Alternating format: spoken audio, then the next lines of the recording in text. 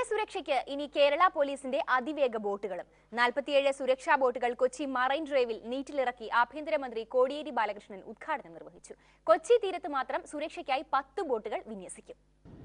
തീരദേശ സംരക്ഷണത്തിൽ കേരള പോലീസിന് ഇനി മുതൽ പുതിയ മുഖം. കടൽ കടന്നുള്ള ഭീകരവാദ ഭീഷണി വർദ്ധിച്ച പശ്ചാത്തലത്തിലാണ് കേരള പോലീസിന് അതിവേഗ സുരക്ഷാ ബോട്ടുകൾ നൽകിയിരിക്കുന്നത്. ഉദ്ഘാടന ചടങ്ങിന്റെ ഭാഗമായി ജലഘോഷയാത്രയും നാവികസേനയുടെ അഭ്യാസ പ്രകടനങ്ങളും അരങ്ങേറി.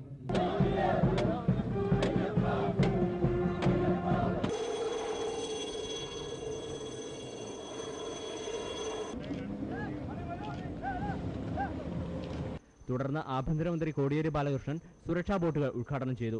തീരസുരക്ഷ കാര്യക്ഷമമാക്കുന്നതിന്റെ പ്രാരംഭ നടപടിയായാണ് സുരക്ഷാ ബോട്ടുകൾ നൽകിയിരിക്കുന്നതെന്ന് കോടിയേരി ബാലകൃഷ്ണൻ പറഞ്ഞു. കടലിൽ കൂടി പ്രവർത്തിക്കുവാൻ കഴിയുന്ന സാങ്കേതിക വൈഭവവും ആവശ്യമായ സുരക്ഷാ സംവിധാനവും ഉപകരണങ്ങളും കൊടുക്കുക എന്നതാണ് ഗവൺമെന്റ് തീരുമാനിച്ചിട്ടുള്ളത്.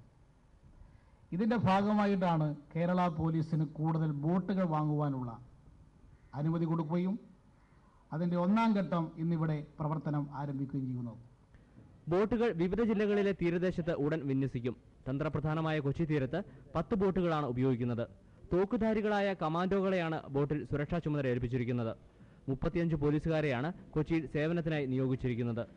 ആധുനിക സൗകര്യങ്ങളോടുകൂടിയ ബോട്ടുകളുടെ ബോഡി ചൈനയിലും എഞ്ചിൻ ജപ്പാനിലുമാണ് നിർമ്മിച്ചിരിക്കുന്നത്. 7.25 ലക്ഷം രൂപയാണ് ഓരോ ബോട്ടിന്റെയും നിർമ്മാണ ചെലവ്. കൊച്ചിയിലെ ഇൻഡ് മെർക്ക് കമ്പനിയാണ് ബോട്ടുകൾ സപ്ലൈ ചെയ്തിരിക്കുന്നത്.